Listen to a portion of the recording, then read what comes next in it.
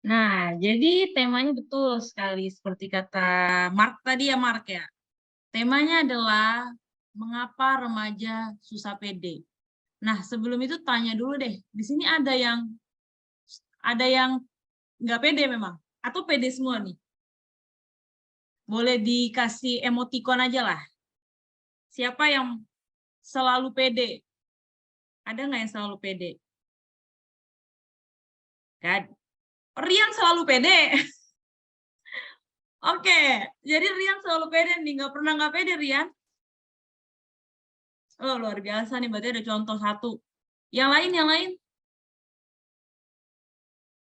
Ada yang, oke gini deh. Setuju nggak kalau di sini semuanya pernah tidak pede? Boleh dikasih emoticon.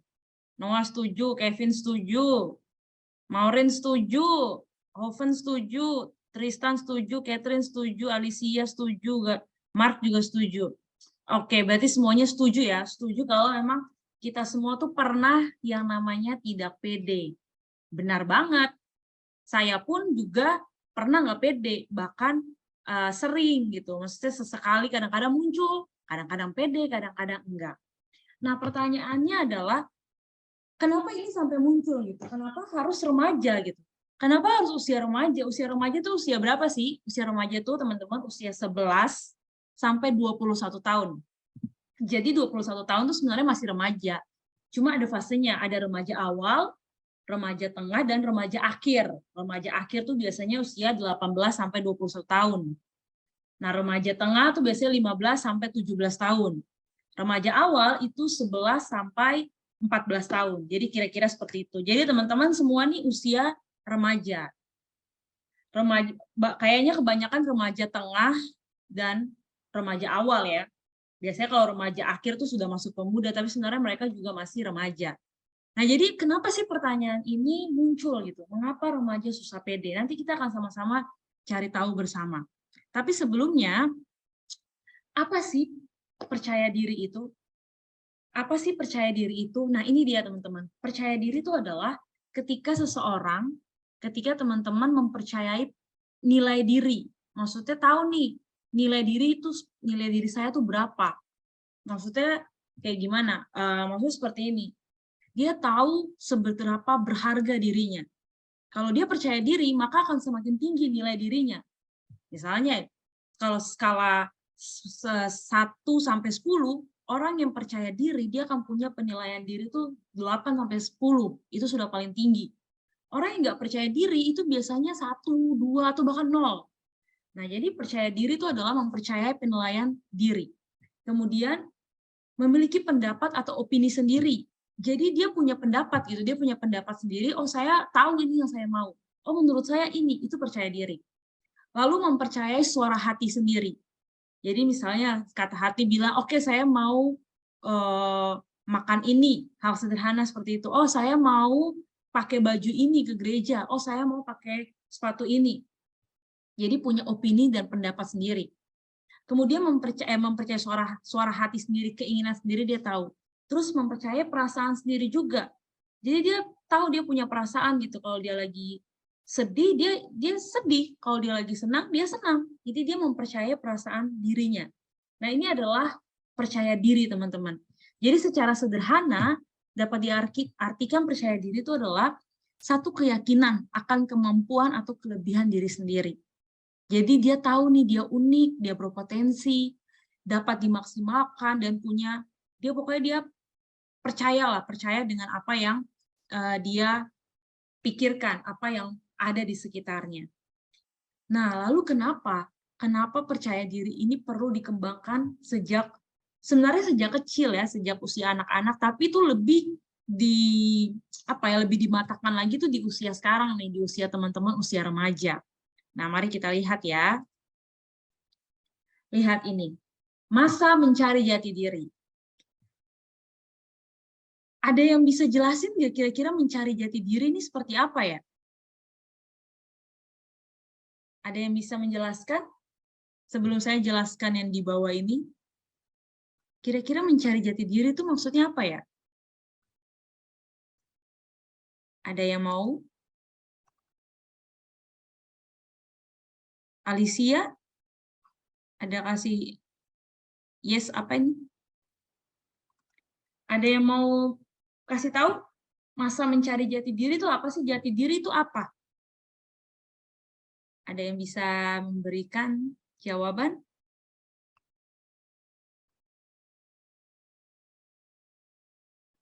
Oke, kalau gitu saya tanya saja ya. Menurut Noah, mencari jati diri itu apa sih? Jalan hidup. Jalan Enggak, hidup. ganti boleh nggak? Boleh. Apa ya? Jalan Maksudnya, hidup iya, terus kayak nggak kebenaran. Kayak kita tuh percayanya apa gitu loh. oke, berarti pandangan ya maksudnya mungkin. Ya, Pandangan hidup. Oke, benar sekali. Kurang lebih benar. Ada sebenarnya definisi dari jati diri itu banyak ya, tentang banyak hal. Tapi sebenarnya rangkuman yang tadi Noah bilang, apa pandangan hidup itu tuh benar. Pandangan hidup entah pandangan hidup masa depan, pandangan hidup diri, pandangan hidup lingkungan. Jadi itu mencari jati diri. Jadi benar-benar di masa remaja nih itu terkenal sekali dari zaman dulu gitu. Memang usianya untuk mencari jati diri. Jadi pada masa remaja lah ini mulai terjun ke dalam lingkup yang lebih luas. Bertemu dengan lebih banyak orang dengan berbagai latar belakang karakter. Pada usia inilah remaja mengalami goncangan-goncangan, kebingungan, keraguan, dan memang ini adalah waktunya untuk mengalami gempuran-gempuran. Maksudnya gempuran itu berbagai macam hal masuk gitu. Ini adalah bentuk pembentukan jati diri yang akhirnya setelah melewati masa ini akan menghasilkan sebuah diri yang realistik dan kokoh. Jadi teman-teman di usia teman-teman sekarang ini adalah usia yang penting. Semua usia penting sih. Cuman kenapa penting di masa remaja? Karena pembentukan yang kita alami di masa remaja ini itu akan menentukan bagaimana nanti kita usia dewasa. Jadi orang yang melewati masa remajanya dia tidak menyelesaikan dengan baik, nanti masa dewasanya dia akan bingung, dia akan terus seperti kanak-kanak. Makanya kenapa di usia remaja ini perlu untuk melihat banyak hal supaya bisa tahu nih apa yang harus saya putuskan, apa yang harus saya ambil. Karena di usia remaja juga biasanya nanti, bukan biasanya, di usia remaja nanti akan ada keputusan mau masuk jurusan apa, mau ambil pelajaran khusus apa di SMA, atau nanti pas lulus kuliah mau ambil jurusan apa. Nah, itu kan berhubungan dengan masa depan, berhubungan dengan pekerjaan. Nah, jadi seperti itu juga dalam lingkungan pergaulan nih, yang dari SD naik ke SMP, itu pergantian lingkungan, pergantian karakter, kemudian belum ketika mengalami perubahan fisik, pubertas, itu banyak hal sekali yang terjadi di usia remaja. Makanya kenapa usia remaja itu menjadi usia yang paling banyak goncangan karena itu proses pembentukan. Di situ disebut pembentukan jati diri. Jadi pembentukannya itu memang di sini, di usia teman-teman ini. Usia remaja lah banyak hal yang teman-teman mungkin bingung, nggak tahu, masih belum tahu dengan jelas, tapi itulah namanya proses. Nah, tapi jangan lari dari proses itu, harus dihadapi, dilewati fase itu. Dan biasanya di dalam fase-fase ini teman-teman, yang kebingungan lah, keraguan lah, mengalami banyak goncangan lah, karena kita sudah remaja ya, sudah banyak pergaulan, jadi tahu lebih luas gitu. Karena usia remaja itu usia bergaul paling banyak dengan teman-teman, kenal karakter banyak dan segala hal. Nah dari sini semualah maka itu sering kali muncul yang namanya tidak pede, tidak percaya diri. Mari kita lihat beberapa faktor yang tidak percaya diri. Oke, boleh minta tolong Howard, bisa bacakan Howard semuanya beberapa faktor tidak percaya diri? Apa ya? Baca aja Howard yang ada di depan layar. Yang contoh share itu. Ya, silakan dibaca saja. Beberapa faktor tidak percaya diri termasuk trauma masa lalu, kedua tertutup dan atau tidak bersosialisasi, ketiga faktor lingkungan sosial, empat pengaruh media sosial, overthinking, insecure, dan kelima mendengar penilaian buruk dari omongan orang lain, yang terakhir tidak ada self love. Oke, terima kasih Hor sudah dibacakan. Nah, teman-teman, ini adalah beberapa faktor yang cukup signifikan yang terjadi di usia remaja sampai akhirnya anak-anak remaja ini jadi tidak percaya diri. Kita akan membahas ini satu persatu. Kenapa sih tidak percaya diri? Dan teman-teman juga boleh cek diri sendiri ya. Kan tadi semuanya setuju ya bahwa kita semua pasti pernah tidak percaya diri. Nah, mari selama proses penjelasan ini teman-teman cek dirinya. Oh, saya nih nggak percaya diri karena apa ya? Apakah karena trauma? Apakah karena saya tidak bersosialisasi? Atau karena faktor lingkungan sosial atau media sosial? Atau karena mendengar penilaian buruk dari omongan orang lain? Atau yang terakhir nih, nggak ada self-love. Nah, mari kita akan bahas satu persatu. Oke, pertama, itu adalah trauma masa lalu. Jadi, orang penyebab tidak percaya diri yang pertama itu adalah karena memiliki trauma pada masa lalu. Atau pada hari-hari sebelumnya gitu. Atau pada masa kecilnya, kan remaja itu sudah melewati masa kecil ya. Jadi dia ada trauma gitu. Dan tanpa disadari, trauma ini tuh akhirnya membawa luka hati, berefek gitu, punya efek samping ke kehidupan remaja, yang akhirnya jadi dia nggak percaya diri. Trauma ini salah satunya seperti ini, diejek tentang penampilan fisik.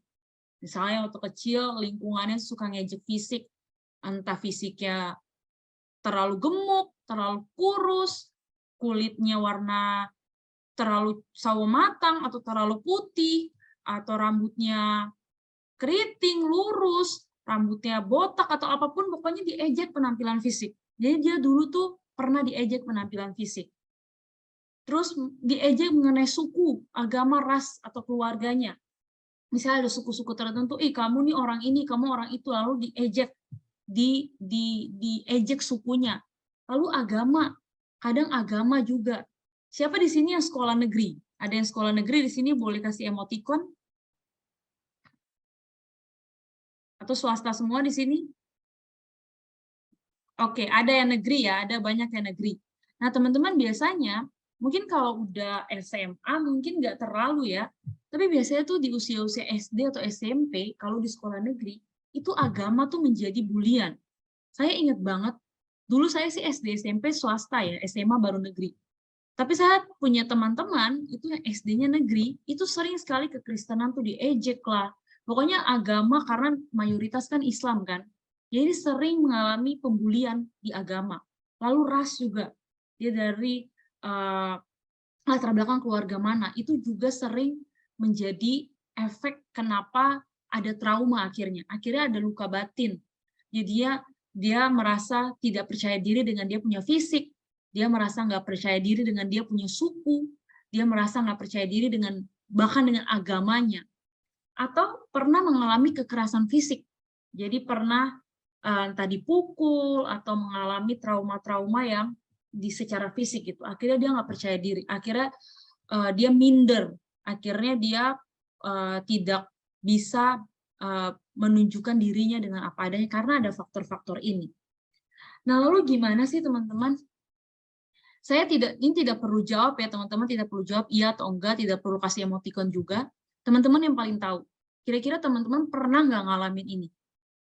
Yang pernah diejek mengenai penampilan fisik, suku, ras, agama, keluarga, atau pernah mengalami kekerasan fisik, dipukul atau pokoknya atau mengalami hal-hal lainnya yang buruk gitu di secara fisik.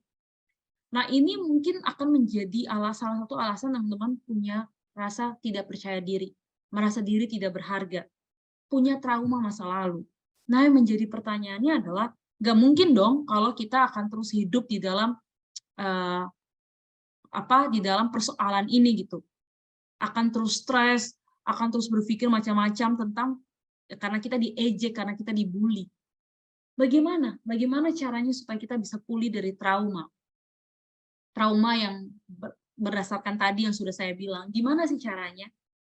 Pertama adalah kita harus sampaikan dalam doa kepada Tuhan keadaan yang kamu alami. Jadi keadaan yang teman-teman alami yang dibully, baik secara verbal, kata-kata, ataupun dibully secara fisik, dipukul, diapakan itu, teman-teman harus ceritakan kepada Tuhan. pertama, itu adalah jalan pertama. Kita harus berdoa, sampaikan kepada Tuhan. Bahkan ketika kita diejek yang menyakiti hati kita, misalnya mereka mengejek fisikmu misalnya terlalu tinggi lah, terlalu pendek lah, terlalu gemuk, atau apapun fisik kalian diejek, dan kalian sakit hati, kalian harus sampaikan itu kepada Tuhan terlebih dahulu. Keadaan yang kalian alami.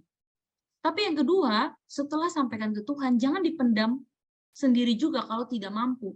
Teman-teman perlu sharing, perlu cerita. Ini dia. Cerita kepada orang yang teman-teman percaya, orang yang kamu percaya. Siapa? Orang tua, rohaniawan itu hamba Tuhan di gereja, atau sahabat yang teman-teman percaya, jangan asal cerita juga. Nah, teman-teman harus menyampaikan itu.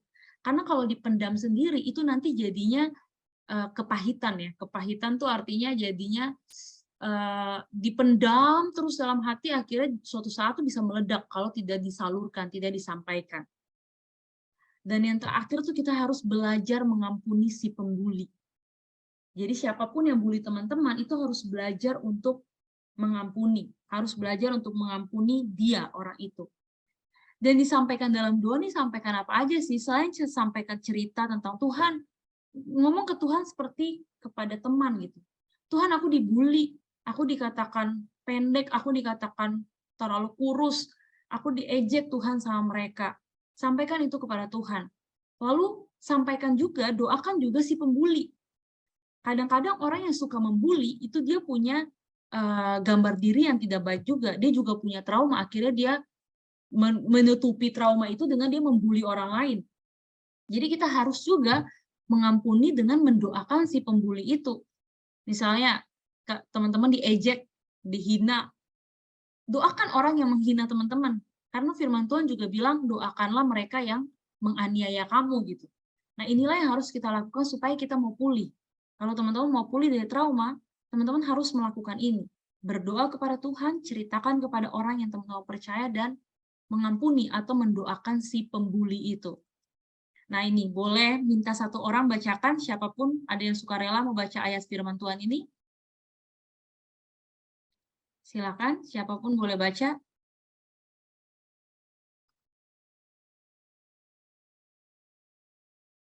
Dibuka saja mic-nya.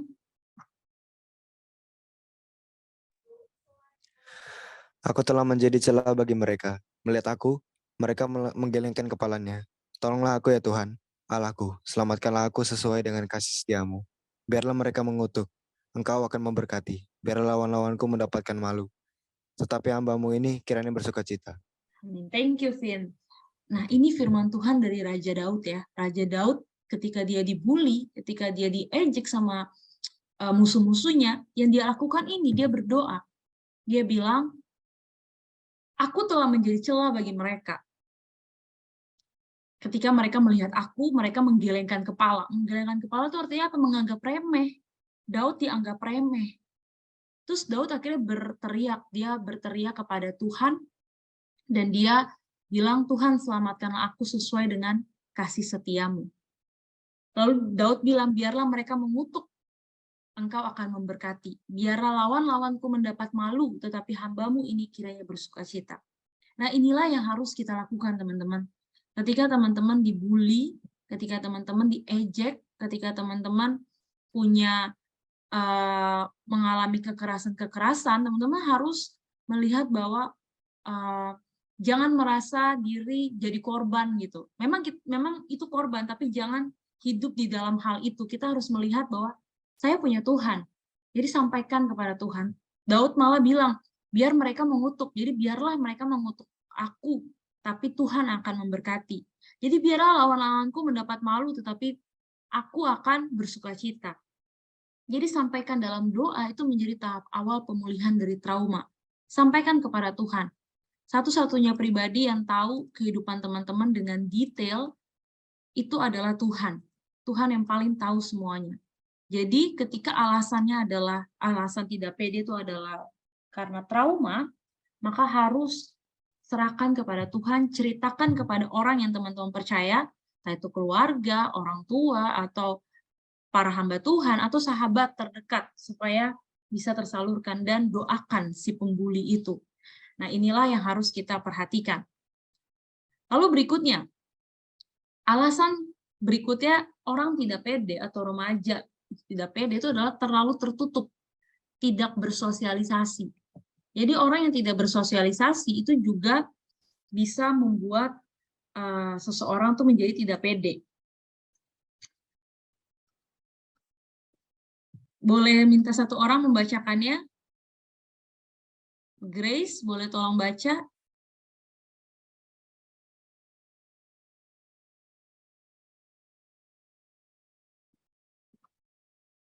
Halo Grace.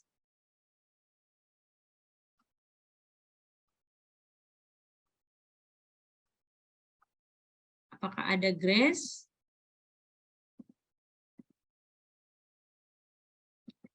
Oke, Bella. Bella boleh tolong baca, Bella? Oke. Tertutup, tidak bersosialisasi. Manusia adalah makhluk sosial, sehingga dalam menjalani kehidupan kita harus selalu bersosialisasi untuk menambah relasi dan membuka pikiran. Terlalu sering mengurung diri bisa membangkitkan pikiran negatif dan mengurangi rasa percaya diri.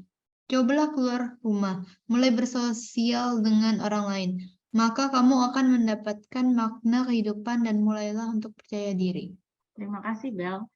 Nah, jadi berikutnya tuh adalah orang yang terlalu tertutup itu biasanya akhirnya menimbulkan rasa nggak percaya diri. Karena tidak ada apresiasi dari orang lain, tidak ada masukan dari orang lain, tidak ada lingkungan pergaulan gitu. Jadi salah satu faktor remaja atau orang tidak menjadi percaya diri itu karena dia tidak bergaul. Jadi bergaul itu penting, apalagi di usia remaja. Itu sesuatu yang kita harus lakukan. Karena di dalam ilmu sosiologi pun, manusia itu adalah makhluk sosial. Jadi di dalam kehidupan kita harus bersosialisasi, menambah relasi. Itu juga membuka pemikiran kita. Membuka apa yang ada dalam pemikiran kita ketika kita berkomunikasi dengan orang, ketika kita ngobrol, ketika kita melihat di dalam satu perkumpulan, di dalam satu lokasi, baik itu di sekolah, di gereja, ataupun dimanapun, kita harus yang namanya bersosialisasi. Jadi keluar dan bergaullah. Kalau misalnya alasan kamu tidak percaya diri karena tidak pernah bergaul, apalagi di zaman sekarang tuh ada istilah generasi menunduk ya. Apa generasi menunduk itu? Hanya memikirkan tentang gadgetnya, main games, main chattingan sama orang orang jauh lagi yang nggak pernah ketemu gitu. Jadi teman di media sosial. Terus baca-baca story orang gitu aja kerjaannya, tapi dia selalu menunduk gitu. Selalu lihat ke bawah, selalu main HP. Nggak pernah angkat kepala dan ngobrol dengan kiri kanan. Itu adalah penting, maka itu keluar dan bergaul lah. Bersosialisasi itu penting. Kepercayaan diri ini lahir dari proses pembentukan jati diri remaja. Di mana pada saat ini remaja mendasarkan penilaian dirinya atas penilaian kolektif. Apa sih penilaian kolektif itu? Penilaian kolektif adalah data-data yang diperoleh remaja dari lingkungan pergaulannya. Jadi dia akan bergaul dengan banyak orang dan akan menerima banyak masukan dari teman-temannya. Sangat masuk akal jika pada masa ini remaja atau teman-teman tidak mempercayai penilaiannya sendiri dan malah bergantung pada pendapat teman-temannya. Jadi wajar kalau misalnya banyak usia remaja tuh yang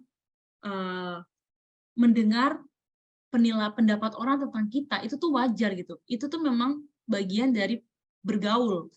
Oh, kita itu nggak pernah tahu kalau kita misalnya tuh orangnya lambat. Tapi karena kita bergaul, akhirnya ada yang bilang, kamu tuh lambat loh. Nah, seperti itu. Jadi kita jadi tahu diri kita lewat pergaulan.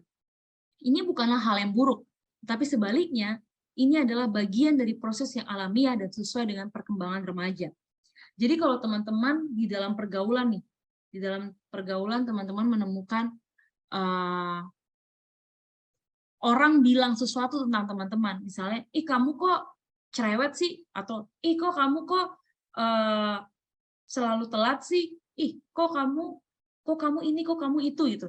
Kalau ada yang ngomong kayak gitu, jangan langsung merasa saya buruk, atau jangan langsung merasa itu sesuatu yang tidak baik. Justru itu sesuatu yang baik. Kenapa? Karena kita jadi kenal diri, kita jadi tahu diri, jadi tahu, oh saya ini ternyata di mata orang seperti ini ya. oh saya ternyata kurangnya ini ya. Nah inilah kenapa penting namanya bersosialisasi. Ketika kita bersosialisasi, kita akan tahu siapa kita dari kata orang gitu.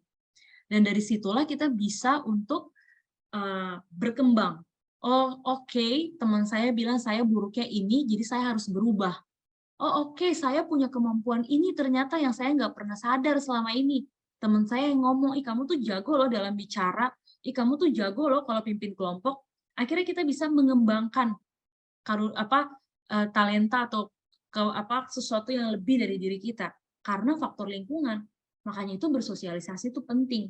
Jangan hanya memikirkan pengen di kamar terus nggak mau ketemu orang, ketemunya di media sosial terus beda. Media sosial tuh kita bisa faking, bisa pura-pura. Tapi kalau berteman, bergaul, kita akan tahu aslinya tuh seperti apa. Nah, ini adalah hal yang perlu kita perhatikan. Bergaul lah. Jadi kalau teman-teman di sini ada yang tidak bergaul, ayo bergaul lah, bertemanlah. Tapi kita harus melanjutkannya ya, yaitu faktor lingkungan sosial. Tadi kan dibilang harus bergaul kan. Tapi kadang dari pergaulan itu justru kita tidak minder seperti yang tadi saya bilang. Lingkungan sosial itu bisa menjadi pengaruh positif, bisa menjadi pengaruh negatif. Nah, jadi apa yang harus kita lakukan? Lingkungan sosial yang salah itu akan bisa membuat seseorang kehilangan rasa percaya diri. Kita memang harus bergaul, tapi dilihat dulu pergaulannya seperti apa. Jangan sampai salah bergaul, karena orang yang salah bergaul itu akan membuat kita jadi hilang percaya dirinya justru. Nanti bilang, contoh kan suruhnya bergaul, tapi pas saya bergaul, saya malah jadi nggak pede. Berarti salah dong contoh ngomongnya kayak gitu. Nah, bukan seperti itu maksudnya. Kita harus bergaul, tapi kita juga harus lihat pergaulan seperti apa yang harus kita hidupi, yang harus kita tinggal, yang harus kita ada di dalamnya tuh kita harus hidup bergaul di pergaulan seperti apa. Nah, mari kita baca firman Tuhan. Alicia, boleh tolong baca?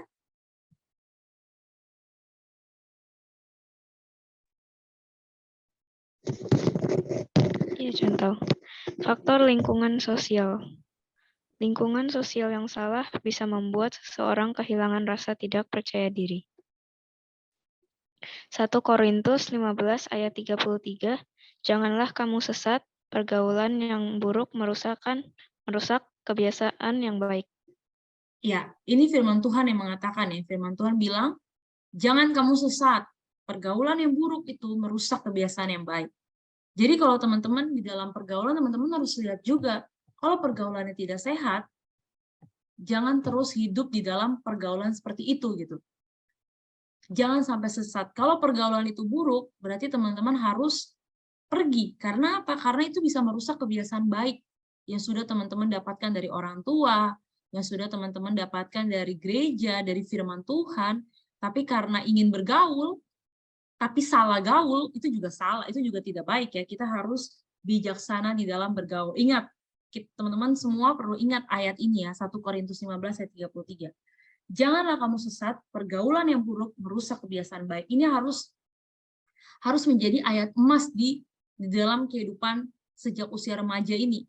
Karena ini akan menjadi alarm ketika kita bergaul, ketika ini pergaulan tidak sehat, firman ini akan menjadi alarm. Ingat loh, jangan kamu sesat, pergaulan yang buruk itu merusak kebiasaan yang baik. Jadi apa yang harus kita lakukan? What should I do? Apa yang harus aku lakukan nih? Ini aku nih di tengah kehidupan pertemanan, contoh, di lingkungan sekolah, di lingkungan tempat bermain di sekitar rumah.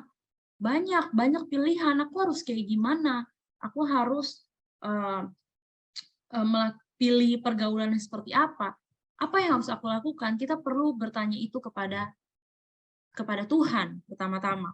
Kita tuh tidak bisa berpikir menurut apa yang kita pandang baik. Kita harus bertanya kepada Tuhan. Seperti kalau misalnya teman-teman diperhadapkan ya. Ketika teman-teman diperhadapkan jika ada satu tindakan yang kita tahu kalau kita ambil itu akan melawan kehendak Tuhan, maka jangan melakukannya meskipun teman-teman lain melakukan. Jadi kalau kalian tahu itu melawan kehendak Tuhan, jangan lakukan. Meskipun orang lain melakukannya, meskipun lingkungan teman-teman kita melakukannya, kita harus berani untuk menolak. Jangan selalu mengiyakan tindakan teman.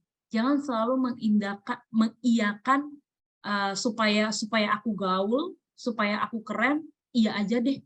Padahal itu tidak sesuai dengan kehendak Tuhan. Jadi jika tindakan yang diambil melawan kehendak Tuhan, jangan lakukan. Meskipun semua orang melakukannya. Semua teman melakukannya, jangan lakukan itu. Misalkan kita dipukul atau diejek, terus kita harus karena kesal balas gitu, kita balas pukul, kita lalu ada yang kita nggak mau karena kita tahu Tuhan bilang nggak boleh balas kejahatan dan kejahatan. Lalu ada orang bilang, ih cupu nggak balas, ih cupu nggak pukul balik, ih cupu nggak ngejek balik gitu. Kalau ada orang yang ngomong seperti itu, apa yang harus teman-teman lakukan? Karena dia ngejek, ih cupu nggak balas kayak gitu, apa yang harus dilakukan? Tetap balas atau nggak balas? Supaya diterima nih. Banyak orang, banyak remaja yang akhirnya karena nggak mau diejek cupu itu, akhirnya mereka balas. Mereka pukul balik, mereka ejek balik. Nah itu sesuatu, itu tindakan yang tidak sesuai dengan apa yang Tuhan mau. Tuhan bilang jangan membalas kejahatan dengan kejahatan. Bahkan Tuhan Yesus bilang, kamu harus mengampuni orang yang memukulmu gitu, mengasihi dia. Itu yang harus kita lakukan. Tapi kita perlu namanya jaga diri, jangan sampai dipukul-pukul terus. Kita harus berani melawan dengan menunjukkan bahwa kamu harus menghargai aku. Kamu tidak boleh melakukan itu pada aku gitu. Tapi kita tidak boleh membalas kejahatan dengan kejahatan. Lalu selanjutnya, sebaliknya, jika tindakan yang kamu ambil sesuai dengan kehendak Tuhan, lakukanlah itu meski teman-teman tidak menyetujuinya. Jadi kalau kita tahu itu harus kita lakukan meskipun orang lain tidak setuju, kita harus tetap lakukan. Asal itu sesuai dengan kehendak Tuhan. Contohnya apa? Contohnya, sebenarnya ini hal yang paling klise ya, yang paling jadi kayak selalu gitu diomongin dari zaman saya masih remaja juga selalu diomongin gitu. Itu apa? Jangan menyontek dan jangan memberi contekan. Itu hal yang paling kecil dari bagaimana kita bisa hidup sesuai dengan kehendak Tuhan. Tapi hampir semua remaja, hampir semua orang yang pernah jadi remaja, itu pasti jatuh di dalam dosa itu. Pasti pernah nyontek atau memberi contekan. Siapa yang nggak pernah nyontek di sini? Ada? Luar biasa kalau ada yang tidak pernah nyontek sama sekali atau tidak pernah memberi contekan. Tapi saya rasa tidak ada ya. Saya rasa semua pasti pernah nyontek dan pernah memberi contekan. Memberi contekan itu juga dosa karena kita menolong orang lain untuk melakukan hal yang buruk gitu. Jadi kita membuat orang semakin malas dengan kita memberi contekan. Ya berdosa juga kita buat orang lain jatuh dalam dosa gitu. Jadi kita harus tetap melakukan apa yang sesuai kehendak Tuhan meskipun orang lain tidak menyetujuinya. Semua satu kelas nyontek. Kalau kita tahu Tuhan berkehendak tidak boleh nyontek, ya jangan nyontek. Belajarlah dengan baik, belajarlah dengan sungguh-sungguh. Nah inilah yang harus kita usahakan bersama. Meskipun susah, meskipun sulit, tapi di dalam pergaulan kita harus berani melakukan ini. Dan itu harus dilandaskan dengan baca Alkitab. Baca Alkitabmu. Apakah itu sesuai dengan kehendak Tuhan atau tidak? Bagaimana bisa tahu ini kehendak Tuhan atau bukan? Baca Alkitab. Teman-teman, ciri orang-orang yang percaya dalam Kristus itu selalu memikirkan apakah yang Tuhan Yesus katakan. Dan apa yang dia kehendaki. Atau yang sebaliknya yang dia tidak kehendaki. Pertanyaan ini menjadi dasar untuk kita memutuskan atau bertindak. Kita mau ambil atau tidak, itu adalah menjadi dasar pertanyaan apakah ini sesuai kehendak Tuhan, dan baca Alkitab, dari situ kita bisa temukan itu. Jangan kita bilang, tapi susah untuk tahu mana kehendak Tuhan, mana bukan. Kayak gimana cara bedainnya? Kita tidak akan bisa tahu kalau kita tidak membaca Alkitab, sumbernya itu. Maka ini adalah hal yang penting. Nah, oke, berikutnya. Sampai di sini kira-kira ada yang mau bertanya nggak? Karena ini ruang diskusi, jadi teman-teman boleh bertanya. Ada yang mau tanya? Sebelum dilanjutkan? Oke, selanjutnya ya. Kalau nanti ada yang mau tanya, langsung tanya aja ya, buka mic-nya. Soalnya saya nggak bisa lihat kalau ada yang kasih emoticon kalau ini. Oke. Berikutnya adalah pengaruh media sosial. Nah, ini yang menjadi tantangan terbesar di zaman ini. Orang menjadi tidak percaya diri, orang menjadi nggak pede, itu karena pengaruh media sosial. Media sosial itu menjadi penyumbang overthinking dan insecure paling tinggi di zaman ini. Jadi orang bisa overthinking, orang bisa insecure, orang bisa nggak percaya diri, itu penyumbang terbesarnya itu media sosial, selain lingkungan kehidupan nyata ya. Tapi punya pengaruh besar itu adalah media sosial. Oke, saya boleh minta satu orang lagi untuk baca.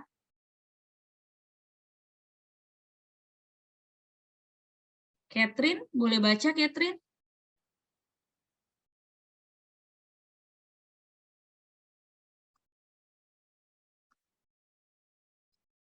Halo Catherine.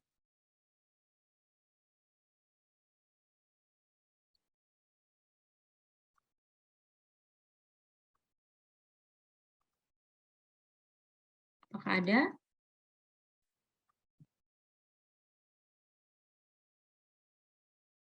Oke, Cia boleh baca Cia?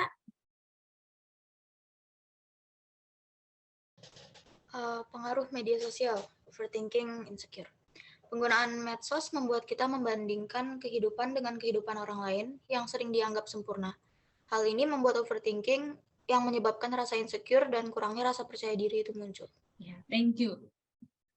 Jadi salah satu hal yang berikutnya adalah penyebab tidak percaya diri itu adalah media sosial. Karena kadang-kadang nih ya, media sosial yang cuma 15 detik, sekarang kayaknya udah lebih ya, udah berapa detik ya? 30 detik apa 60 detik tuh story. Jadi kadang-kadang di dalam beberapa detik itu, kita melihat kehidupan orang, itu kita langsung bisa, ih dia keren banget ya, ih dia cantik banget ya, padahal pakai filter, atau juga cuma memang lagi make up aja gitu. Atau ih dia keren banget ya, ganteng banget, mungkin angle-nya aja gitu. Atau ih dia bisa jalan-jalan terus ya, mungkin dia cuma jalan-jalan sebentar, tapi dia cuma upload 15 detik itu, cuma memang dia buat jadi bagus gitu. Akhirnya kita menjadi menjudge orang lain punya kehidupan tuh lebih nikmat daripada saya gitu. Akhirnya overthinking, akhirnya insecure, akhirnya merasa bahwa kita ini tidak ada apa-apanya gitu. Jadi media sosial, Instagram, entah itu Twitter atau hal apapun yang ada, itu sering menjadi alasan kenapa orang-orang tuh overthinking dan insecure. Karena melihat kehidupan orang lain. Lalu berikutnya tuh ada beauty standard. Ada yang mau kasih tahu ke saya nggak beauty standard yang lagi tren itu apa sih, kayak gimana sih? Sebelum saya munculkan, ada yang mau ngomong nggak? Yang ditunjukkan sama media sosial, beauty standardnya seperti apa sih? Ada yang mau bicara? Beauty standard ini nggak hanya buat perempuan loh, buat laki-laki juga ada. Handsome standard berarti ya. Ada yang mau bilang? Atau teman-teman tahu aja gitu dalam pikiran. Nah teman-teman, pengaruh media sosial tuh akhirnya membentuk beauty standard. Jadi orang kalau cantik, orang kalau ganteng tuh standarnya kayak gini loh. Nah, kayak gini nih. Oh, ini ada di chat. Oh, oke, nggak apa-apa. Nah, jadi orang punya standar, lihat di media sosial, nih, ini versi cantik nih kayak gini. Versi ganteng nih kayak gini nih. Beauty standard yang diberikan di media sosial itu tuh kulit putih, tubuh ideal, harus langsing, terus tinggi, terus giginya harus rapih, rambutnya hitam panjang, terus kulit yang tidak ada bekas luka, mulus, seperti pokoknya mulus seperti artis Korea. Terus kulit yang mulus, hidung mancung, dan lain-lainnya. Jadi beauty standard di media sosial tuh ada beauty standard gitu. Oh, kalau kamu tuh harus putih kulitnya, rambutnya harus panjang, hitam, terus harus tinggi, gigimu harus rapi, kamu harus nggak boleh ada bekas luka, pokoknya harus mulus lah. Kalau laki-laki nggak boleh buncit atau hal apapun. Kalau perempuan badannya harus langsing lah, harus apa, pokoknya putih standar gitu. Jadi itu dilihat dari apa? Artis-artis Korea. Padahal mereka juga banyak operasi. Terus orang-orang Barat, orang-orang Amerika, Eropa. Padahal mereka make up, mereka kalau tanpa make up juga biasa aja gitu, kayak kita juga gitu. Jadi beauty standard tuh membuat orang jadi nggak percaya diri. Kita melihat orang lain, padahal itu filter. Sekarang bahkan ada filter, no filter, biasa jadi nggak kelihatan filter tapi bagus, cantik gitu. Nah, pengaruh media sosial itu akhirnya membuat orang punya beauty standard, akhirnya jadi nggak percaya diri. Kemudian apalagi? Pengaruh medsos juga dapat dianggap memiliki dampak yang besar terhadap insecurity remaja. Medsos juga dapat menimbulkan rasa tidak puas terhadap diri sendiri, terutama bagi remaja. Jadi gara-gara kita ngelihat, oh beauty standard orang-orang nih kayak gini nih, keren kalau punya ini nih, cantik kalau kayak gini, ganteng nih kalau kayak gini nih, dikagumi laki-laki nih kalau kayak gini, dikagumi perempuan nih kalau kayak gini. Akhirnya kita nggak puas sama diri sendiri. Pas ngaca kok beda dari yang saya lihat di media sosial gitu. Kok rasanya tidak sama. Akhirnya tidak puas terhadap diri sendiri. Terus akhirnya apa? Kurang rasa mencintai diri sendiri. Kurang bersyukur. Kurang bersyukur atas segala yang ada pada diri kita. Sebagai orang remaja, sebagai satu pribadi gitu. Pengaruh medsos ini membuat remaja seringkali tersugesti pada diri sendiri karena terlalu memikirkan perkataan orang lain, terlalu memikirkan standar yang diberikan dari orang lain. Jadi pengaruh media sosial tuh teman-teman punya pengaruh yang sangat kuat. Maka itu kalau teman-teman berada di dalam lingkaran ini, misalnya teman-teman merasa tidak pede, teman-teman nggak ada percaya diri karena media sosial, teman-teman perlu mengevaluasinya. Teman-teman perlu cek, jangan sampai teman-teman terpengaruh dengan apa yang media sosial berikan.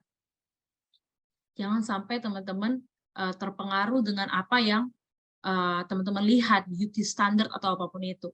Teman-teman harus punya rasa cinta diri, rasa percaya diri. Kalau sampai pengaruh media sosial ini besar, berarti perlu difilter, perlu mengurangi penggunaan media sosial dan lain sebagainya. Nah, ini adalah hal yang harus teman-teman pikirkan, harus teman-teman harus berjuang untuk supaya tidak terus membandingkan diri dengan apa yang ada di media sosial.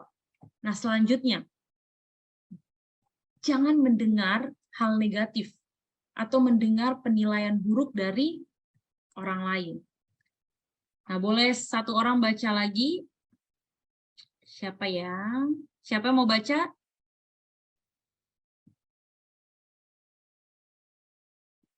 Sisi? Bisa baca, Sisi? Iya. Iya, boleh silakan dibaca. Banyak mulut yang bisa berkomentar tentang kita. Kita tidak bisa menutup mulut yang banyak itu. Kita memiliki 2 tangan yang bisa digunakan untuk menutup telinga. Ada baiknya berhenti mendengarkan perkataan orang lain yang menjatuhkan mental, karena lebih percaya omongan orang lain daripada diri sendiri bisa membuatmu tidak percaya diri. Ya, terima kasih, Sisi. Nah, berikutnya itu adalah mendengar penilaian buruk dari orang lain. Jadi orang bilang buruk tentang kita, terus kita langsung simpan dalam hati, dalam pikiran, lalu kita masukkan itu jadi, oh saya seperti yang dia kata gitu. Nah teman-teman jangan seperti ini gitu. Kenapa? Karena itu akan mempengaruhi rasa percaya diri kita. Nah ini ada statement yang bagus sekali ya. Banyak mulut bisa berkomentar tentang teman-teman. Si A, si B, si C, si D bisa ngomong hal negatif tentang teman-teman. Dan teman-temannya nggak mungkin kan tutupin mulut mereka satu persatu kan. Diem kamu jangan ngomong buruk tentang aku. Diem kamu jangan ngomong buruk tentang aku. Kamu jangan ngejek aku, kan capek ya. Capek kalau kita suruh orang tutup mulut. Tapi kita punya 2 tangan ini nggak bisa menutup mulut sebanyak itu. Tapi 2 tangan ini bisa menutup telinga. Artinya apa? Artinya jangan masukkan itu dalam hati. Jangan masukkan itu tuh jadi apa yang orang lain bilang tuh jadinya, oh saya kayak gitu ya, oh saya seburuk itu ya, oh saya ternyata kayak gini-gini ya, bener juga ya sih kata dia ya. Jangan seperti itu. Kita harus tutup kuping. Artinya apa? Kalau itu negatif, kalau itu sudah akan mengganggu pikiran kita, buang itu. Ibaratnya kita dengar, ketika orang ngomong itu kan kedengeran memang ya. Tapi setelah itu kita dengar, oh itu negatif, nggak penting, kita buang langsung ke tong sampah. Jadi kita anggap itu, itu bukan apa yang dia ngomong tentang saya tuh nggak benar. Kalaupun benar, oke, itu saya akan membuat itu menjadi, saya bisa berkembang, saya akhirnya saya meninggalkan sifat buruk itu. Bukan menjadikan saya tidak percaya diri. Nah, itulah yang harus kita perhatikan. Jangan mendengar penilaian buruk dari orang lain. Jangan mendengar hal negatif. Tutup kuping dan jangan simpan di dalam hati terlalu lama. Apalagi kalau itu menjatuhkan mental. Jadi orang punya tekanan tuh jadi menjatuhkan mental kita, jangan mau. Yang bisa menolong diri sendiri, selain Tuhan pastinya yang bisa tolong kita, itu diri kita sendiri pertama-tama. Kalau kita mau terus hidup di dalam hal-hal negatif, ya kita akan menjadi hal negatif itu. Tapi kalau kita mau keluar, maka kita bisa menjadi pemenang dari apa yang orang lain katakan. Nah, begitulah yang harus kita lakukan ketika kita mendengar hal negatif. Milikilah self-love, cinta diri. Mengenal Allah, maka mengenal diri. Mengasihi Allah, maka mengasihi diri. Boleh minta Hoven untuk baca ayat ini? Milikilah self-love. Mengenal Allah, maka mengenal diri. Mengasihi Allah, maka mengasihi diri. Jawab Yesus kepadanya, kasihilah Tuhan Allahmu dengan segenap hatimu, dan dengan segenap jiwamu, dan dengan segenap akal budimu. Itulah hukum yang terutama dan yang pertama. Dan hukum yang kedua, yang sama dengan itu ialah, kasihilah sesamamu manusia seperti dirimu sendiri. Matius 22 ayat 37-39. Iya, terima kasih Hoven. Ini ya, ini adalah perintah Tuhan Yesus ya. Kasih Tuhan Allahmu dengan segenap hatimu itu adalah perintah yang pertama. Perintah yang kedua, yang sama dengan yang pertama, itu adalah kasihilah sama manusia seperti dirimu sendiri. Nah, ini saya sengaja untuk memberikan warna sendiri ya, warna pink, seperti dirimu sendiri. Jadi Tuhan, kita mengasihi Tuhan, lalu habis Tuhan bilang, kalau engkau mengasihi aku, maka engkau harus mengasihi sesama. Tapi nggak hanya itu, Tuhan Yesus bilang kasih sesama seperti dirimu sendiri. Artinya apa? Kita harus mengasihi orang seperti kita mengasihi diri kita sendiri. Maksudnya gimana tuh teman-teman? Maksudnya kalian nggak akan bisa mengasihi orang lain kalau kalian tidak mengasihi diri kalian terlebih dahulu. Maka itu Tuhan Yesus bilang, seperti mengasihi dirimu sendiri.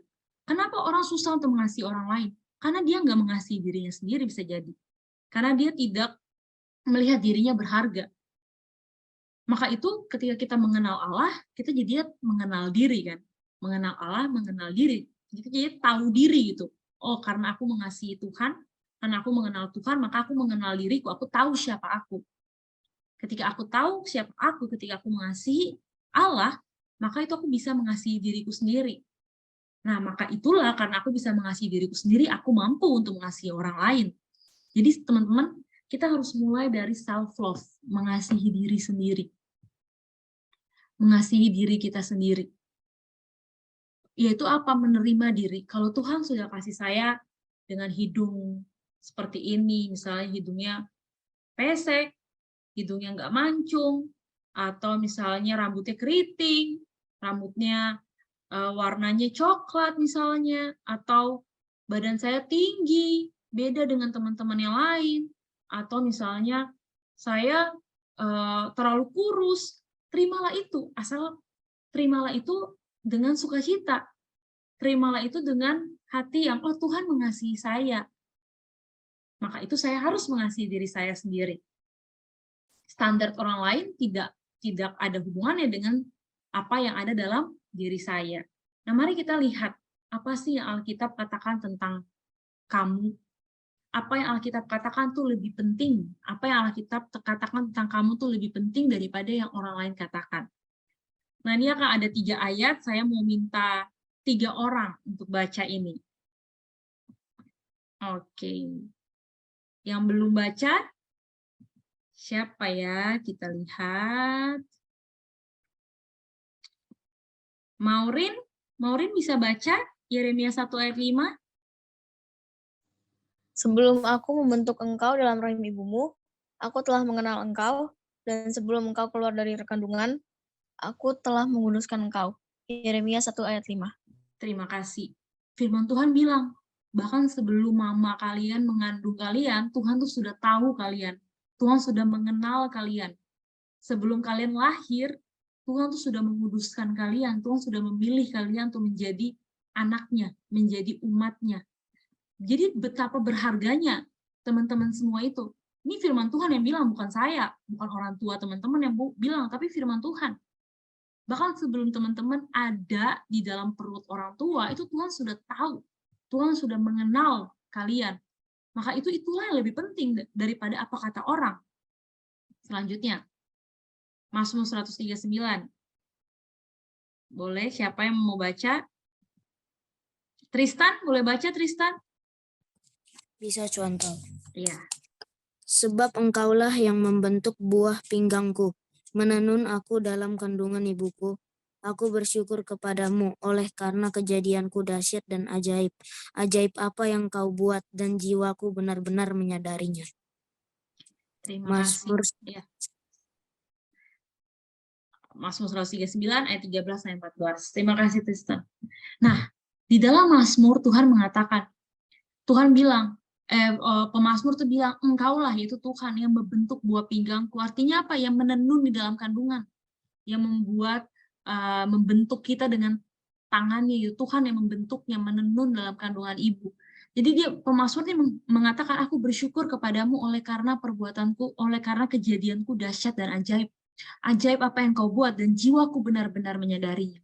Jadi kalau ada orang yang mengejek kita, ada orang yang bilang hal-hal buruk tentang kita, jangan mau dengar terus, jangan mau simpan omongan orang itu. Kita simpan apa yang kita bilang.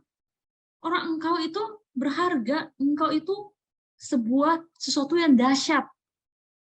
Mungkin ada yang lahir, dia tidak punya tangan, dia tidak punya kaki, atau dia buta. Ada yang lahir, dia bisu, tidak bisa bicara. Ada yang lahir mungkin punya bagian tubuh yang tidak sempurna seperti yang lain, ada cacat di kulitnya atau apapun itu bukan sesuatu yang buruk menurut Alkitab. Itu bukan sesuatu yang tidak baik, itu ajaib yang Tuhan buat. Orang yang tidak punya kaki, orang yang mungkin punya bulu banyak atau hal apapun, itu ajaib menurut Tuhan. Gak ada sesuatu yang tidak ajaib, itu sesuatu yang ajaib menurut Tuhan. Nah, inilah yang Tuhan ingin kita ingat tentang itu. Jadi apapun bentuk tubuhmu, seperti apapun teman-teman, itu adalah sesuatu yang ajaib yang Tuhan buat. Dan teman-teman harus menyadarinya dan memuji Tuhan atas itu. Lalu berikutnya, Yesaya 43 ayat 4. Alisa boleh baca? Alisa ini ya, boleh baca Alisa ada?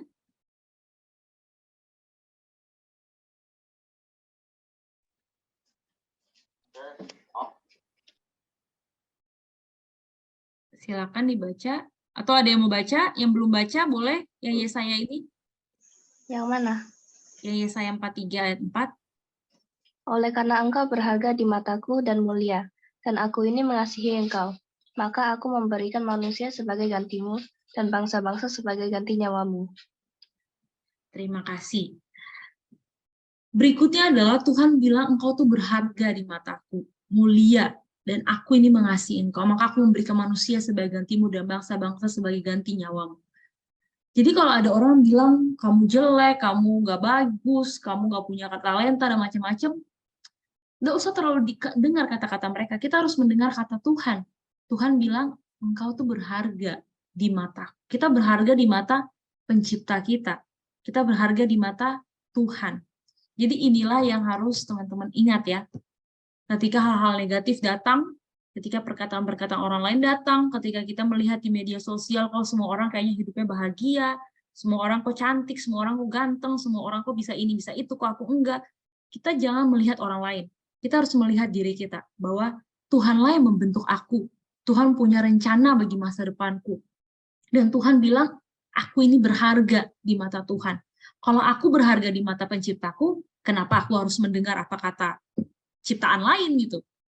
Sang pencipta bilang aku penting, sang pencipta bilang aku berharga, maka itu aku berharga, maka itu aku penting, maka itu aku hebat, aku dahsyat dengan rencana Tuhan untuk setiap kita pribadi lepas pribadi. Nah, itulah yang harus kita perhatikan supaya bagaimana kita tidak supaya kita bisa terus percaya diri, tidak mendengar apa kata orang lain atau apa yang kita lihat di media sosial. Kita harus mendengar apa yang Alkitab katakan. Selanjutnya, mari kita baca ayat ini. Catherine atau Aurel bisa baca ayat ini? Contoh. Ya. Segala sesuatu yang kamu kehendaki supaya orang perbuat kepadamu, perbuatlah demikian juga kepada mereka. Oke. Aurel mungkin bisa baca selanjutnya? Contoh. Pertimbangkanlah dampak tindakanmu pada orang lain. Jangan hanya melihat dampak sesaat atau menganggap bahwa pastilah orang dapat menerima atau memaafkan kita. Paul Gunandi. Ya, Paul Gunandi dia ngomong seperti itu. Nah, kalau kita sudah tahu tadi beberapa faktor penyebab orang tidak pede, selanjutnya adalah jangan jadi penyebab orang lain minder. Jangan kita percaya diri, kita sudah tahu, oh, saya percaya diri dengan diri saya mengasihi diri saya gitu. Tapi kita menyebabkan orang lain minder dengan kita ngejek mereka, dengan kita menghina mereka, akhirnya orang lain jadi minder karena kita. Nah, itu jangan. Firman Tuhan bilang, apapun yang kamu kehendaki supaya orang lain perbuat kepadamu, perbuatlah demikian juga kepada mereka. Kalau teman-teman nggak mau diejek, jangan mengejek. Kalau teman-teman nggak mau dibully, jangan membuli. Pokoknya apapun yang teman-teman ingin orang lain lakukan kepada diri teman-teman, hal yang baik pastinya ya. Nanti teman-teman bilang, jadi saya mau kok dipukul contoh, jadi saya pengen mukul orang. Jangan juga, sesuatu yang baik. Segala sesuatu yang kamu kehendaki supaya orang perbuat denganmu tuh perbuat yang baik, bukan yang buruk. Perbuatlah juga kepada mereka. Jadi kita harus pertimbangkan. Kalau yang kita lakukan nih, misalnya kita ngejek orang hari ini, itu bisa menjadi trauma besar untuk mereka sampai mereka tua, sampai mereka dewasa. Jadi hati-hatilah di dalam kita berkata-kata. Hati-hatilah di dalam kita memberikan sesuatu kepada orang lain. Selanjutnya, jangan menganggap diri sendiri bijak. Teman-teman, usia remaja itu hampir masuk usia dewasa. Hampir menjadi seorang dewasa, tetapi belum dewasa. Maka itu kita butuh pandangan dari orang yang lebih dewasa dari kita. Baik itu dewasa secara usia maupun secara rohani. Jadi teman-teman memang bukan anak kecil lagi, remaja itu bukan anak kecil lagi, tetapi ingat remaja juga belum dewasa. Jadi kita perlu, anak-anak remaja perlu untuk membutuhkan pandangan dari orang yang sudah lebih dewasa. Baik itu dewasa secara usia, terlebih lagi dewasa secara rohani. Jangan menganggap diri sendiri bijak. Oleh Mark bisa baca, Mark? Banyak remaja selalu memikirkan dengan pola pikir sesaat, yang penting sekarang ini, yang penting sekarang seru, sekarang enak, sebagainya, tidak memikirkan dampaknya yang baik pada dirinya sekarang maupun pada masa depannya atau dampak pada dirinya orang lain. Terlalu banyak masalah muncul karena remaja gagal memikirkan dampak perbuatannya. Boleh baca Amsal 3:7 itu? Janganlah engkau menganggap dirimu sebagai bijak, takutlah akan Tuhanmu dan jauhilah kejahatan itu. Oke, terima kasih, Mark. Firman Tuhan bilang, jangan engkau menganggap dirimu sendiri bijak. Takutlah akan Tuhan dan jauhilah kejahatan. Jadi kita perlu berhikmat, perlu bijaksana dalam berkata-kata, dalam melakukan tindakan. Jangan sampai kita buat anak orang nangis gitu, orang lain nangis. Jangan sampai kita membuat luka di hati orang lain. Selanjutnya, menerima nasihat dan didikan. Rian, bisa baca Rian? Amsal 4 ayat 1. Amsal 4 ayat 1 berkata, Dengarlah, hai anak-anak, didikan seorang ayah, dan perhatikanlah supaya engkau beroleh pengertian. Ya, terima kasih. Kita harus mendengar nasihat dan didikan. Kita harus membuka telinga dan hati untuk menerima teguran dan nasihat dari orang tua, dari orang yang lebih senior, guru, ataupun hamba Tuhan, atau orang dewasa yang secara rohani. Teman-teman harus bisa menemukan teladan. Kalau teman-teman nggak temukan teladan di orang tua, berdoalah supaya mungkin ada di rohaniawan, hamba Tuhan misalnya, atau guru yang bisa menjadi teladan. Temukanlah teladan dari orang tua, guru, hamba Tuhan, atau kakak rohani atau orang tua rohani. Kemudian jagalah pergaulan yang baik. Hidup bergaul karib dengan Tuhan melalui doa dan baca Alkitab. Hidup dalam persekutuan gereja. Jangan menjauhkan diri dari gereja. Karena dari dalam gereja lah kita bisa bertumbuh, kita bisa tahu apa yang menjadi gambar diri yang sebenarnya. Kita ini gambar dan rupa Allah. Kita berharga di mata Tuhan. Maka itu jangan menjauhkan diri dari rumah Tuhan. Nah, inilah yang harus kita ingat. Kita perlu mendengar nasihat dan didikan. Jadi kalau teman-teman minder dan lain-lainnya, teman-teman perlu mendengar nasihat, pendapat dari orang lain, supaya ada pembaharuan. Kemudian, tips membangun percaya diri. Nah, ini ada satu tips yang saya temukan. Gimana sih supaya bisa percaya diri? Pertama, menjadi diri sendiri. Kenali diri dengan baik, karena tidak ada yang lebih mengenal kita kecuali diri kita sendiri. Jadilah diri sendiri dan abaikan teman yang sering meremehkan. Ada statement yang bilang, ikan tidak boleh iri dengan burung. Artinya apa, teman-teman? Ikan kan bisa berenang. Ikan nggak boleh iri sama burung yang bisa terbang. Jadi kalau teman-teman iri sama orang lain, jangan iri. Siapa tahu teman-teman ikan, bukan burung. Orang lain bisa terbang, teman-teman bisa berenang. Jadi kita harus mengenal kelebihan kita. Jangan merasa minder ketika kalian lebih pintar. Ketika teman lebih pintar daripada kalian. Karena mungkin saja bakat kalian itu berada di bidang yang lain. Fokuslah untuk menggali bakat yang teman-teman miliki dengan cara mencoba berbagai hal. Ini masih remaja, cobalah berbagai hal. Coba belajar bahasa, belajar musik, belajar keterampilan, belajar kepemimpinan, belajar semua, cari tahu semua, gali. Saya tuh ahlinya di mana. Jangan iri dengan orang lain, tapi galilah diri sendiri. Ada statement yang saya suka banget seperti ini. Ada orang bilang kan, rumput tetangga tuh lebih indah daripada rumput sendiri gitu. Ya kalau kayak gitu, jangan lihat rumput tetangga, urus rumput sendiri supaya kita senang dengan rumput yang kita punya. Jangan lihat kelebihan orang lain.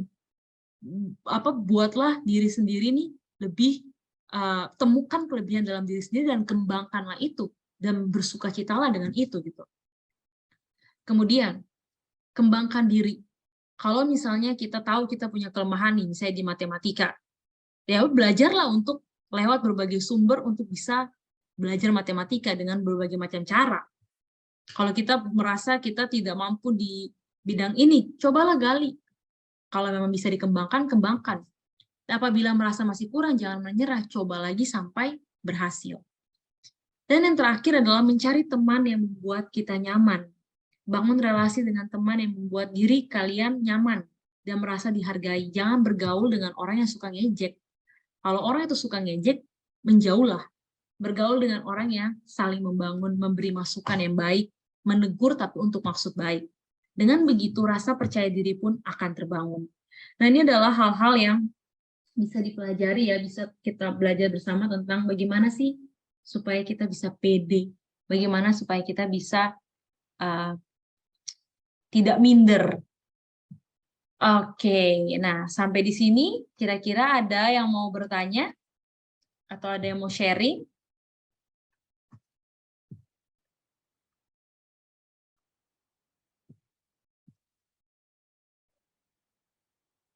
Apakah ada? Ada pertanyaan mungkin, contoh gimana sih cara supaya pede? Ya itu tadi yang sudah dijelaskan. Atau ada yang mau tanya yang lain? Contoh. Ya, boleh. Siapa ini? Kevin. Oke, Kevin, silakan. Gimana sih supaya bisa pede?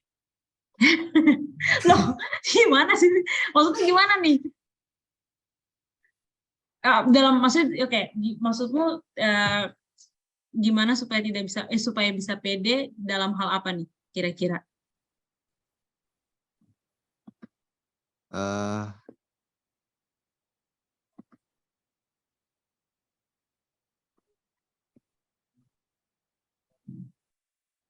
Secara keseluruhan atau gimana? Atau di lingkungan sekolah? Apa ya? Di dalam pergaulan kah? Atau untuk menunjukkan, misalnya kamu punya talenta ini nih, kamu tahu. Kadang-kadang tuh ada orang yang dia tahu dia jago nyanyi gitu, tapi dia malah malu dengan jago nyanyinya itu, malah nggak percaya diri dengan dia bisa nyanyi itu. Gitu atau gimana, Vin? Ya tentang bakat lah Chantal. Tentang bakat ya. Jadi maksudnya untuk menemukan bakat ya. Kayak contoh bilang tadi, kita kan udah jago dalam satu hal, tapi kita nggak percaya diri gitu.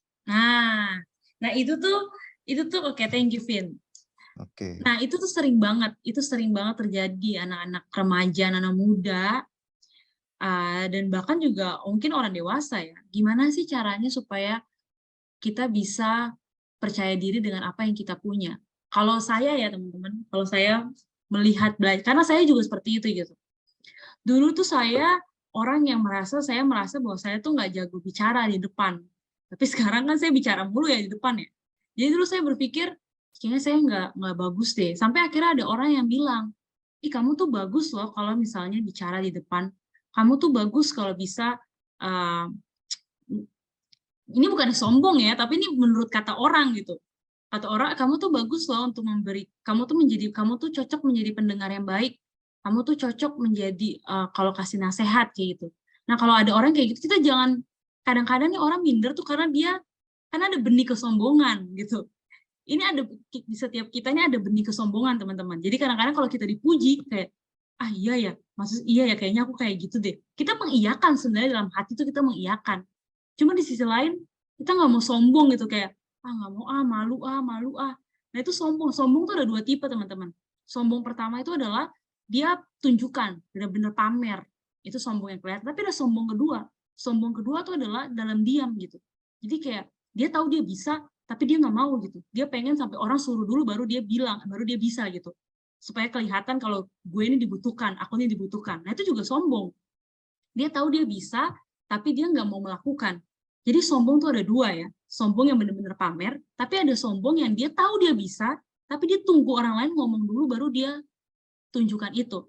Nah itu tuh salah ya, itu sesuatu yang tidak tepat. Sesuatu yang tepat adalah gimana cara supaya kita bisa pede? Ya udah, kalau Tuhan sudah kasih tahu kamu bisanya ini, kamu hebat di dalam hal ini, ya sudah, pakai itu, kembangkan itu. Jangan simpan, nanti kita jadi seperti perumpamaan Tuhan Yesus, orang yang menguburkan satu talenta itu, dia nggak kembangkan satu talentanya itu, karena dia menganggap cuma satu gitu. Nah jadi seperti itu Vin, dan teman-teman yang lain yang saya rasa juga mungkin punya pertanyaan yang sama dengan Kevin. Nah jadi itulah yang harus kita lakukan. Nah ini melanjutkan lah ya dari ada nyambungnya dengan yang Cia bilang, kalau malah kepedean gimana dong contoh? Nah itu dia sombong kan jadinya. Kepedean itu kan gini, kalau orang terlalu kepedean itu berarti orang yang sombong juga. Kenapa dia sombong? Karena dia nggak mau merendahkan diri gitu, rendah hati, bukan rendah diri, salah. Rendah diri nggak boleh. Kita harus rendah hati, bukan rendah diri. Jangan terlalu kepedean juga. Kita harus lihat situasi. Makanya itu tadi kenapa dibilang harus bijaksana, harus tahu apa kehendak Tuhan. Kalau memang saya dibutuhkan, karunia saya ini dibutuhkan di bidang ini. Oh, talenta saya ini dibutuhkan di sini. Ya pakailah. Tapi jangan langsung pede kayak nggak ada yang lain, nanti saya lah yang dicari kayak gitu. Itu kan juga ada benih kesombongan. Jadi sebenarnya Tuhan tuh kasih kita talenta satu persatu, tetapi ingat kita punya sisi manusia berdosa yaitu kesombongan. Dan kesombongan tuh ada dua. Kesombongan pertama, dia pamerkan itu terlalu pede.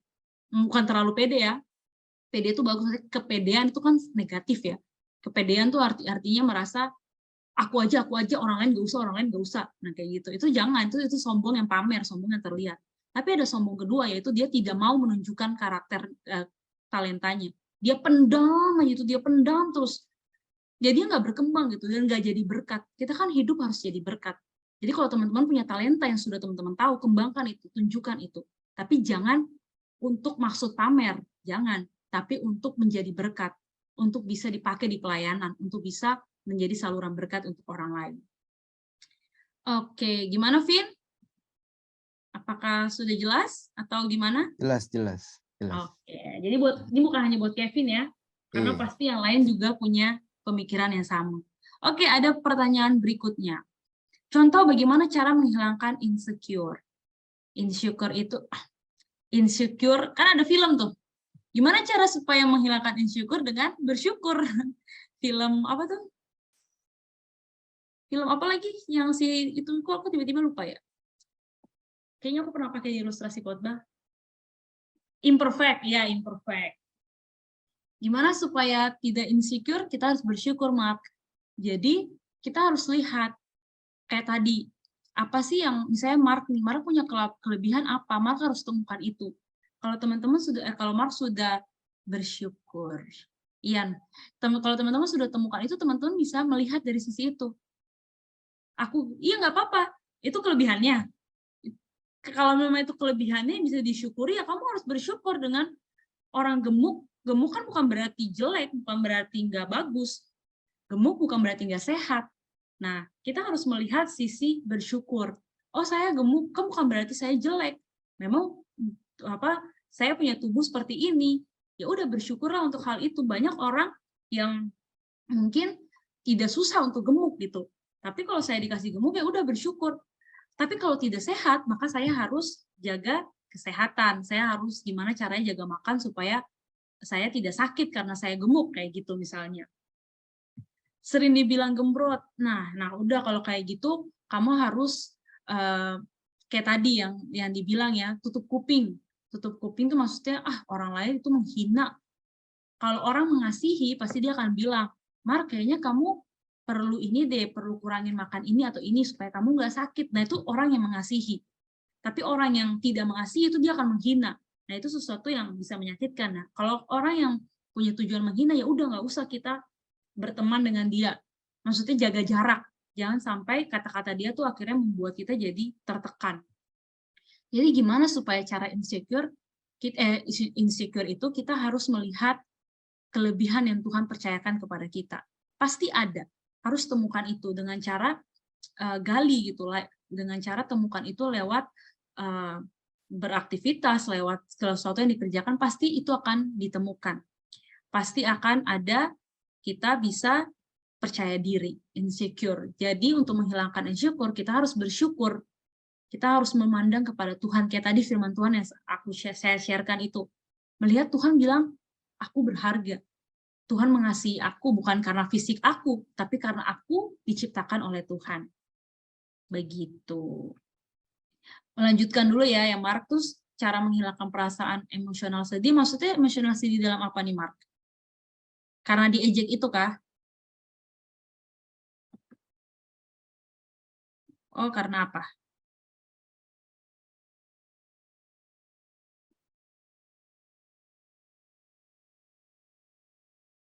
Karena apa? Gimana sih? Karena banyak. Kayak sering sedih gitu. Oh, kalau sering sedih gitu, kamu harus temukan kira-kira kamu sedih ini karena apa. Kalau ada penyebabnya, ya tuntaskan penyebab itu. Misalnya sedih karena dibully. Ya udah, kamu harus belajar untuk melihat hal yang baik dalam diri saya. Baca Alkitab, dengarkan firman Tuhan, apa yang Tuhan katakan, bukan apa yang orang lain katakan. Kalau kamu sedih, misalnya kamu ngerasa sepi, nggak ada keluarga atau nggak ada orang yang di dekat kamu bisa, ya pokoknya semua itu dimulai dari berdoa. Tetapi kita bisa bergaul, kita bisa menemukan teman yang, kalau sudah dapat teman yang menyenangkan, tetaplah jaga teman itu gitu. Supaya teman itu bisa menjadi, kita bisa terhibur. Atau kita bermain, supaya bisa terhibur. Nah, hal-hal seperti itu. Gimana, Mark? Kira-kira ada yang mau ditanyakan lagi? Oke. Nah, jadi pergumulannya Mark ini mungkin juga jadi pergumulan teman-teman semua. Jadi kalau teman-teman merasa insecure, coba lihat apa sih kelebihanku, pasti ada, tidak mungkin tidak ada. Dan bersyukur untuk hal itu, karena insecure bisa dihilangkan dengan bersyukur. Oke, selanjutnya tadi ada pertanyaan dari, contoh kalau kita ikut-ikutan kebiasaan buruk teman biar merasa fit in, bagaimana? Itu dia yang tadi itu, Alicia. Pergaulan yang buruk merusak kebiasaan yang baik. Jangan karena supaya terlihat gaul, supaya terlihat keren, supaya terlihat seru, akhirnya ikut-ikutan gitu. Gimana supaya tidak ikut-ikutan? Harus punya prinsip gitu. Kalau kita sudah harus punya prinsip itu maksudnya gimana?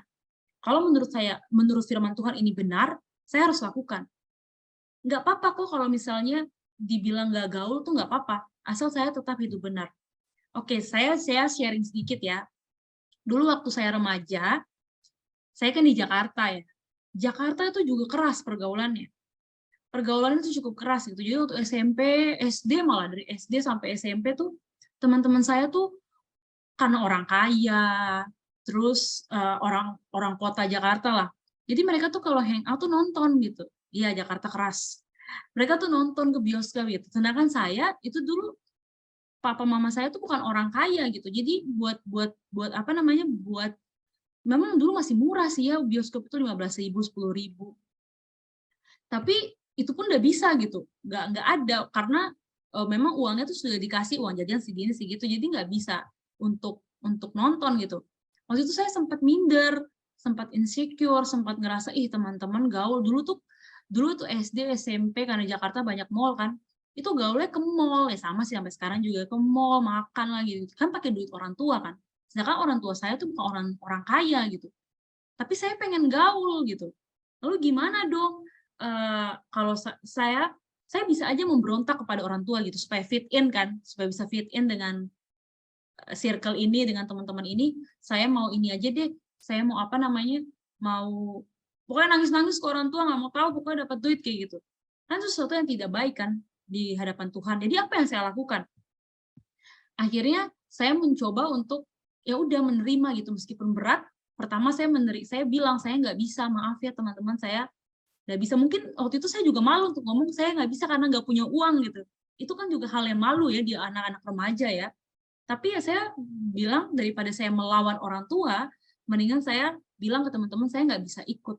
Atau hal-hal yang saya lakukan karena saking ingin gaulnya waktu itu. Dulu tuh di Jakarta itu tuh ada jual apa kayak jual barang bekas gitu loh. Jadi saya kumpulin barang bekas yang ada di rumah, terus saya jual ke loakan supaya bisa dapat duit buat ke nonton sama teman-teman gitu. Jadi pokoknya saya tidak mau kalau melawan orang tua saat itu. Pokoknya saya pengen nggak mau melawan orang tua dan pokoknya nggak mau lah bikin susah orang tua. Jadi saya berpikir seperti itu gitu. Atau di sisi lain saya tabung. Jadi uang jajan yang ada dikasih per hari saya tabung. Terus nanti kalau teman-teman mau pergi saya pergi. Atau berikutnya saya tidak pergi setiap waktu gitu. Kalau orang tua ada kasih duit lebih, maka saya akan pergi. Tapi kalau nggak ada ya udah nggak bisa. Atau saya pergi tapi saya nggak makan dengan mereka gitu. Makannya di rumah. Nah itu ada banyak hal yang bisa kita lakukan supaya kita bisa tidak melakukan hal yang buruk gitu.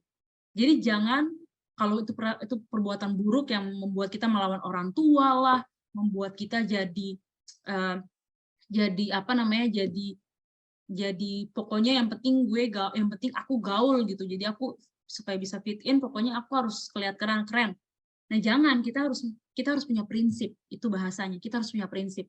Kalau tahu itu salah, jangan melakukannya. Kalau tahu itu benar, meskipun orang lain tidak melakukannya, tetaplah lakukan. Misalnya satu lagi contoh. Dulu waktu usia remaja juga, itu teman-teman saya itu mereka malu untuk berdoa di depan umum, malu untuk berdoa berdoa makan gitu. Tapi saya tahu itu sesuatu yang Tuhan mau gitu. Saya sudah diajarkan dari kecil, dari sekolah minggu, dari rumah bahwa berdoa harus makan. Jadi meskipun lingkungan saya tidak berdoa, saya harus tetap berdoa. Terserah mereka mau ngomong saya so suci atau apa, itu terserah apa kata mereka. Dan ini pengalaman saya secara pribadi juga waktu masih remaja, saya sampai pernah berdoa ke Tuhan. Karena saya pernah berdoa kayak gini, Tuhan, saya pengen hidup benar, saya pengen hidup sesuai dengan yang Tuhan mau. Tapi tolong Tuhan jangan sampai orang menjauh karena saya so suci dalam kata itu. Akhirnya Tuhan jawab kok, saya tetap punya teman, saya tetap punya teman-teman yang menyenangkan, teman-teman bergaul, teman-teman main, teman-teman ketawa-ketawa tetap ada, dan mereka tidak menganggap saya so suci. Bahkan mereka jadinya, saya dengan beberapa teman saya yang punya prinsip itu, akhirnya kami jadinya hidup menjadi terang di tengah-tengah pergaulan itu, menjadi anak remaja Kristen yang berkehendak di hadapan Tuhan. Nah, jadi seperti itu ya, Alicia. Apakah ada pertanyaan lagi? Oke, jadi seperti itu ya. Bukan hidup di Jakarta aja sulit ya teman-teman, di Balikpapan juga. Oke. Itu hanya contoh. Saya yakin kok teman-teman juga punya tantangan di dalam pergaulan. Oke, sebentar ya, Mark. Ini ada Bella nanya. Contoh cara kita tahu kalau pergaulan itu buruk atau enggak gimana? Terus kalau pergaulan itu buruk, cara mengatasinya gimana? Cara kita tahu pergaulan itu buruk atau enggak itu adalah kalau itu menjauhkan kita dari Tuhan, itu pasti buruk. Kalau itu membuat kita memberontak dari orang tua, itu pasti buruk. Kalau itu membuat kita jadi ngomong kotor, itu pasti buruk. Kalau itu membuat kita jadi malas belajar, itu pasti buruk. Itulah hal yang paling nyata lah yang bisa kelihatan. Terus kalau pergaulan itu buruk, cara mengatasinya gimana? Cara mengatasinya sama kayak tadi, Bella. Kita harus punya prinsip sesuai dengan Alkitab. Pokoknya ciri-cirinya terlihat jelas lah. Kalau sampai teman-teman memberontak ke orang tua cuma hanya ingin gaul, itu berarti buruk, pergaulan buruk. Kalau teman-teman jadi nggak mau ke gereja karena teman, karena orang lain, itu berarti buruk. Kalau teman-teman jadi yang ngomong kotor, jadi merasa minder, yang berlebihan, itu berarti pergaulannya tidak sehat. Harus menjauh dari pergaulan itu. Dan minta Tuhan kasih pergaulan yang baik. Seperti itu, Bella. Apakah sudah jelas? Oke, Mark, boleh Mark? Satu pertanyaan, silakan. Kalau langsung buka mic juga nggak apa-apa.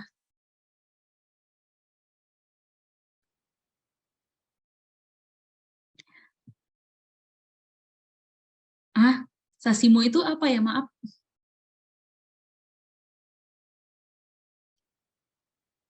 Sana-sini mau aja. Oh. Maksudnya gimana nih? Memangnya kamu memang sana-sini mau? Maksudnya gimana? Oh. Ya, kalau kayak gitu ya kamu harus ini. Jangan mau aja, maksudnya dilihat dulu. Nah iya, jangan mau aja kalau memang kamu ngerasa kayaknya nggak terlalu baik nih, nggak terlalu penting, ya udah nggak usah. Jangan, kayak tadi kan, jangan mau iya aja gitu. Jangan selalu iya, padahal kitanya nggak happy banget gitu. Atau jangan iya terus, nanti orang lain yang susah. Begitu. Cara mengatasinya begitu. Noah mau nanya? Gitu, Mar. Jadi harus berani katakan tidak kepada yang kamu nggak mau, dan berani katakan iya kepada yang kamu mau. Oke, ada lagi?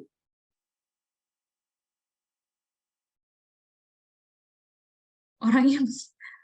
Kenapa memangnya? Gak apa-apa. Kalau misalnya orang itu mau... Jangan dong. Kalau memang kamu punya prinsip, kenapa harus takut? Sampaikan itu ke orang tua, yang orang lebih dewasa, guru, atau apa yang bisa ini. Oke, apakah ada pertanyaan lain lagi?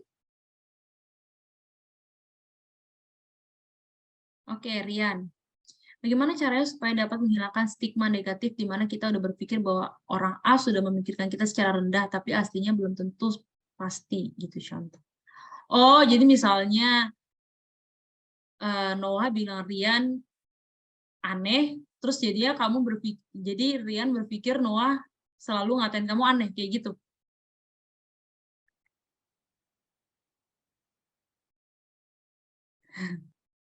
Kayak gimana Rian? Coba ngomong dulu. Ngomong aja. Jadi mungkin ini agak rumit ya contoh, tapi kayak kita lihat dari based on the look. of the people yang kita lihat gitu contoh. Jadi semisal kita udah lihat dia ini mungkin ada kemungkinan udah dari tatapannya, dari raut mukanya itu sudah merendahkan kita gitu contoh. Ya, itu Oh, kayak gitu. nah, jadi maksudnya Dari kamu, stigma kita. overthinking itu namanya, ya overthinking. Jadi kayak kita orang lain, padahal mungkin orang itu memang mukanya judes aja. Memang kan ada orang yang mukanya judes kan. Iya Noah, kalau ada pertanyaan langsung tulis aja. Jadi Rian, gimana sih caranya? Itu memang wajar sih, semua orang juga mungkin ngalaminnya ya. Misalnya ngelihat orang, kayaknya dia berpikir negatif tentang kita, gitu kan Rian? Maksudnya? Bener, contoh. Overthinking itu namanya. Artinya bagaimana sih cara untuk menghilangkan stigma itu? Caranya adalah, itu sebenarnya kalau kayak gitu bukan salah orangnya. Itu salah kita. Itu ada kesalahan di dalam diri dan pemikiran kita yang harus kita ubah. Jadi itu memang itu juga yang pernah saya alami. Itu juga salah satu hal yang akhirnya tidak percaya diri gitu kan. Takut tanggapan orang, takut orang ngomong apa tentang kita. Caranya adalah kita harus membenahi dulu pikiran kita, teman-teman. Itu kita nggak bisa suruh orang itu tuh nggak lihat kita, nggak bisa. Kita harus membenahi pikiran kita, harus punya hati yang melihat bahwa harus punya pemikiran yang positif gitu. Maksudnya pemikiran yang positif, jangan itu sebenarnya Rian dan teman-teman secara tidak langsung kita menjudge orang itu. Nah, kita kan tidak boleh menghakimi. Jadi kita harus belajar untuk tidak menghakimi. Mungkin kita tidak ngomong, tapi kalau kita sudah berpikir orang itu berpikir negatif tentang kita sudah menghakimi orang itu. Jadi jangan menghakimi sesama manusia, kan firman Tuhan bilang. Jadi ya minta tolong kepada Tuhan sih pertama-tama. Untuk supaya kita bisa melihat bahwa Tuhan tolong supaya aku tidak bernegatif thinking ke orang itu. Aku tidak menghakimi pikiran orang itu. Orang itu belum ngomong aja kita sudah hakimi. Itu tuh itu adalah sesuatu yang memang ada kaitannya dengan rasa tidak percaya diri. Jadi kalau tidak percaya diri, tidak merasa diri hebat, terus itu sebenarnya kita takut, minder melihat orang itu, kita minder gitu. Jadi caranya adalah kita harus membenahi diri kita dulu. Kita harus berdoa, minta tolong Tuhan supaya kita tidak menghakimi orang lain. Kita tidak menghakimi pikiran orang lain itu. Gimana Rian? Masih bingung atau sudah jelas? Atau gimana?